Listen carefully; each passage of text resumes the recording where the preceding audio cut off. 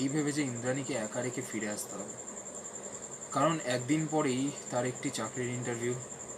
ইন্দ্রাণীর চোখে মুখে তেমন কোনো প্রতিক্রিয়া না দেখে সুধাংশু ভারাক্রান্ত হলো, কিন্তু কিছু করার নেই। ইন্দ্রাণী ভীষণ জেদি। ট্রেন দক্ষিণেশ্বর ঢুকছে, এবার তাদের নামার পালা।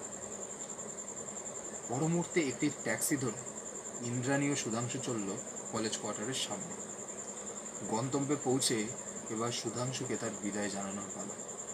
ইন্দ্রাণী বেশ কয়েকবার অনুরোধ করেছিল তাকে একদিন থেকে যেতে, কিন্তু উপায় নেই। ইন্টারভিউ আছে যে, জীবনে রোজগার করার এক সুবর্ণ সুযোগ। বিরহ যন্ত্রণা বুকে আগলে রেখেই সুধাংশু শিয়ালদার দিকে রওনা দেয়। পকেটে মাত্র 150 টাকা। কিভাবে বাড়ি ফিরবে বুঝতে না পেরে কিছুক্ষণ চুপ করে সুধাংশু চিন্তা করল সে আবার ফিরে যাবে তার ম্যাডামের কাছে। কিন্তু কিছুক্ষণ পরেই সে তার ওই ভাবনা মন থেকে পুরোপুরি মুছে ফেলে সে রাগ অভিমান বুকে নিয়ে সিদ্ধান্ত নিল যে টাকার জন্য তার কাছে ফিরে যাব না, তা আর হতে পারে না। প্রেসিডেন্সিতে পড়াকালীন বহুবার বিনা টিকিটে বাড়ি এসেছি, এবারও তাই করব। স্টেশনে এসে বোলপুর পর্যন্ত টিকিট কেটে পদাতিক ট্রেন ধরে বাড়ি ফেরার পর দুজনের মনের মধ্যে প্রেম, রাগ, অভিমান সব মিলিয়ে দিনের পর দিন, মাসের পর মাস এবং বছরের পর বছর অতিক্রান্ত হয়ে গেছে।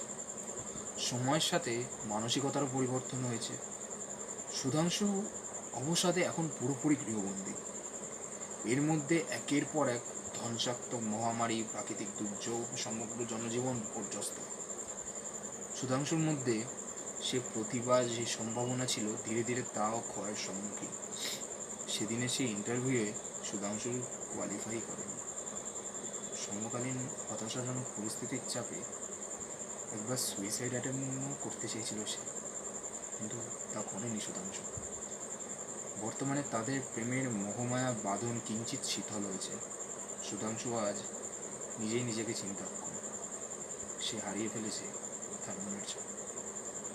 একজন বদ্ধা নারীকে প্রতিনিয়মিত মা হতে না পারার যে দুঃখ এবং অপমান সমাজের কাছ থেকে সইতে হয়, সুধাংশুরও আজ সেই অবস্থা। কোনো চাকরি জোটাতে না পারায় শিক্ষিত ও প্রিয়জনের অবহেলা, অপমান তাকে কোথাও এমন